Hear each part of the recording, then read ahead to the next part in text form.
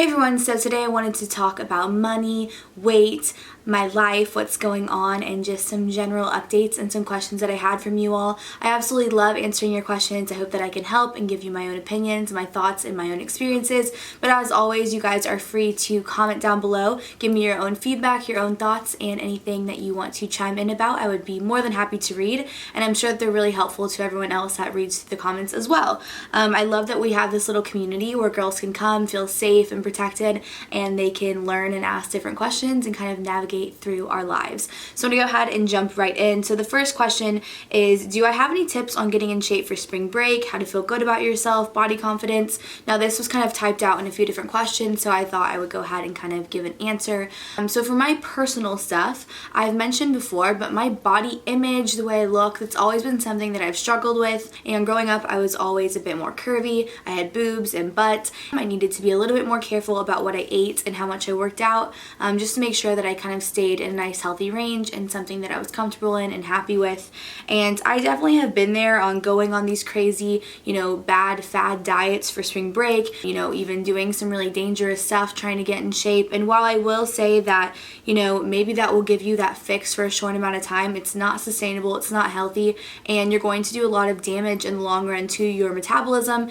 And not only that, but maybe to your view of yourself and to kind of your mind. There's such a connection between how you view yourself, how much you value yourself, and how much you love your body, and kind of that willingness and ability to really treat yourself right and be healthy. And I have to say that if it's coming from me, someone who is not athletic, someone who does not like working out, if I've been able to work out and get healthy and keep with it and stick with it, you can too. It's honestly something that I don't think I ever will love and enjoy, but I really like the way that it makes me feel and the way that it makes me look as a result.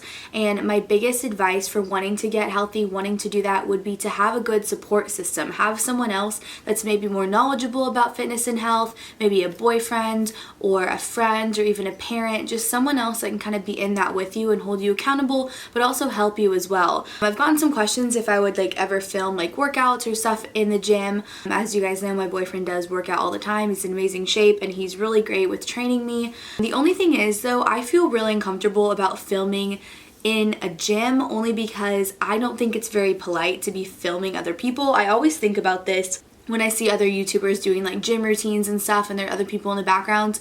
I know that there are a lot of people that have anxiety about going to a gym and it's very nerve-wracking for them, and it takes a lot of courage for them to just go ahead and get there.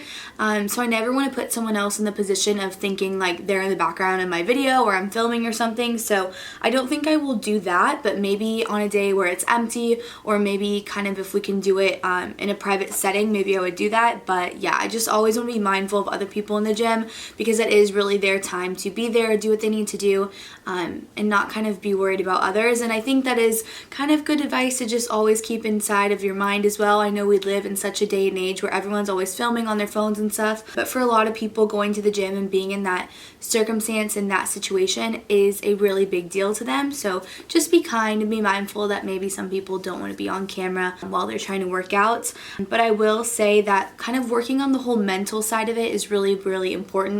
Once you value yourself, you value your health, your body, and you kind of value feeling good, not only looking good, the two really coincide, and you're going to be so much more motivated to stick with things and try harder, because you're really going to know that you're worth it.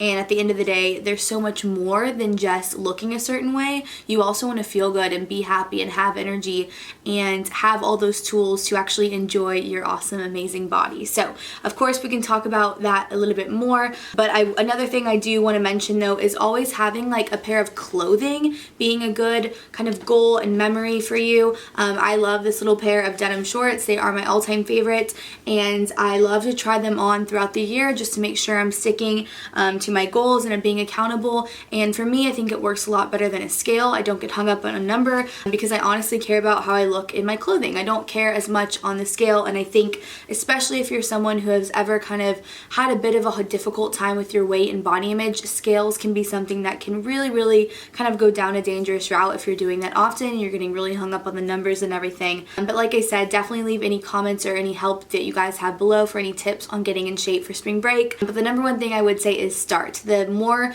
kind of a head start you get on that, the happier you're going to be once it becomes spring and then very quickly summer. So those are my tips on that. The next question is about tips on saving money. So something really funny is that I try to use cash quite often, and people always think this is strange. I know everyone like uses a card like pretty much for everything, but I enjoy having cash. I think it makes me a lot more accountable to my purchases. When I have to pay for, a $9 smoothie, when I'm taking it out in cash, I'm like, oh wow, that's kind of adding up. Whereas I was just swiping my credit card, maybe I wouldn't notice it as much. So that's kind of my whole philosophy on that. I know a lot of people have talked about that before, but I really do believe in that cash mindset. I just think it can be really helpful, especially if you are kind of not noticing what you're actually spending your money on. And a funny thing is about the cash, you get change. And I will be completely honest, this is embarrassing, but when I was little, like probably like a 9-10-year-old maybe, I was a little stupid brat, and I would literally throw away my change in the trash can. Like I would get change back and I would throw it away. I don't know why.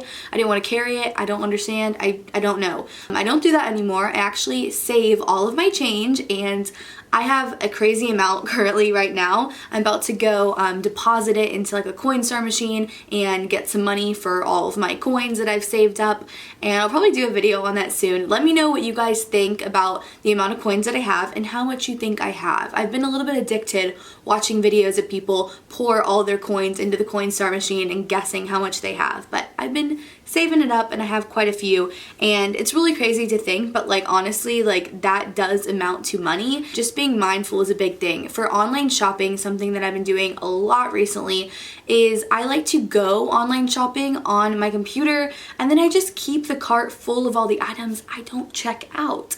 And that really can kind of curb that fix, that desire to online shop, maybe that desire to just go and browse and find new cute things, add things together, kind of make up ideas in your mind about different outfits, but you're not actually buying anything at the end of the day. And if a few days or weeks go by and you really can't stop thinking about that one dress or that one pair of pants, then you can go ahead and buy it. But you're putting that obstacle in your mind of having to actually need it in your life versus just kind of being impulsive at night and online shopping and buying things that you end up not needing. Trust me, I've been there, we all have, and it's important to just be mindful of that, and you will be amazed how much money you will save if you just cut back on those little kind of meaningless spending habits. I definitely think they add up so much, and the funny thing is people don't notice that they add up, which is where it can get dangerous.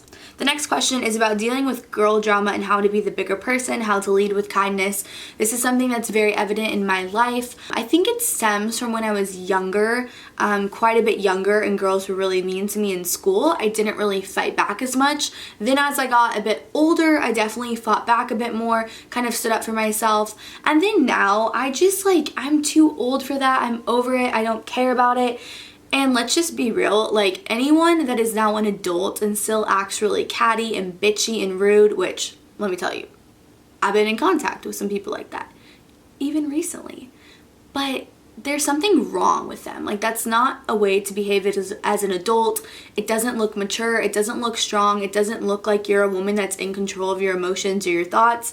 And my best advice is to just not deal with it. To kind of remove that, I guess, ego out of it. If someone says something rude to you or does something really horrible or just like catty to you, to understand that you feeding into it is really fueling the situation. And people that are like that, they want that attention, they want that fuel. And if you don't give it to them, you kind of starve them of that like excitement, and eventually they probably won't act like that anymore because they're not getting a rise out of you.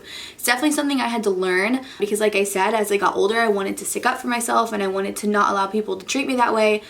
But I've also just learned, like now in this day and age, as we are adults and grown women, if people still act like that, they're crazy and they're not people you want to deal with anyways. So try to be the bigger person. I also think at the end of the day, if I ever say something mean back to someone or I react in a negative way to someone, I never feel good about it. Like, it never like sits with me well, and I just know that about myself. I have like a guilty conscience. I can never do that and not feel wrong about it. So what I've started doing is just not reacting like that, because then I don't need to deal with any of that negative karma, none of that negative energy, and I can just know that I'm being the better person, and it does feel better. It really does. I know it's cliche, but it honestly does at the end of the day. Next question is, do you have an idea or a quote that you live by? I love this. I love to read quotes so much. I love to save them on my phone and thumb through them at night, even on my computer as well. But an idea that I live by was actually something that occurred to me a few years ago, and I made a video about this when it happened. But I was in a convenience store on Christmas Day. We were going to like pick up some drinks and stuff while we were meeting family, and I walked in and this guy was like, "Hi, how are you?" And I said, "Oh, hi, how are you?" And he was an older gentleman, and I know a lot of times, you know, when you're in a hurry, when you're doing a family event, maybe you're not really thinking straight, you're not really kind of absorbing in all your surroundings, and it was just the classic like, "Oh, how are you doing today?" question, and his answer was, "Well, I woke up today, so I'd say I'm doing pretty well." And that just really kind of set everything in perspective for me, just learning that all my problems were so small in that moment and that someone was just grateful to have that day. And I try to live every single day with that idea that there are other people that didn't get to have this day and that wish they could, and there are so many people wishing they had more time and more moments with someone special. So if you're lucky enough to wake up every single morning, make the best of it, do something important, do something special, and do something nice for someone else. You gotta do it.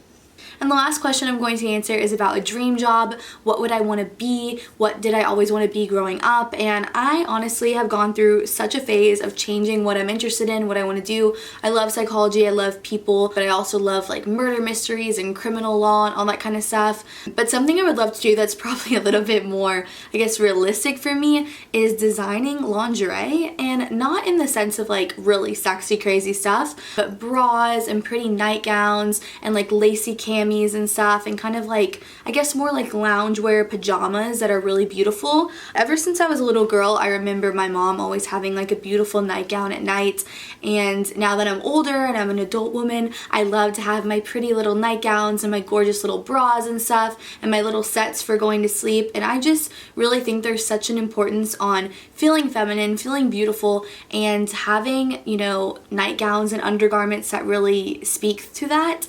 And like I said, growing up, you know, having boobs, I was always slightly uncomfortable about it, and now that I'm older, like, I love my boobs. I love the way they look. I love the way they kind of accentuate my body, my curves, and I just feel like there are so many girls that just don't have good bras. They don't know how to find good bras. They don't know certain ones for certain body types and different situations with your chest, and if I could just like design that kind of stuff, it would be so fun. I don't know, it's definitely something far off in the future, but like I said, just having gorgeous nightgowns all laid out and, you know, going through my closet and picking out what I'm gonna wear to bed, I love that, and it makes me feel so feminine and put together, and I love that whole essence and idea, and I wish that I could kind of like bring that to everyone, because I think every girl deserves that. And it really does kind of come back to the beginning of, once you feel beautiful, you really value yourself, your life just takes on a whole new kind of road, and just things start to work out for you because you really kind of exude that confidence and you begin treating people as if you value yourself. And I think that's so important. It's something I wish that more girls knew and understood, and I definitely want to go kind of more in depth into that in a video very soon. So that's it for today. Thank you guys so much for watching. I'll see you guys on Instagram and Twitter, linked below as always, and I hope you all have a wonderful night. Bye!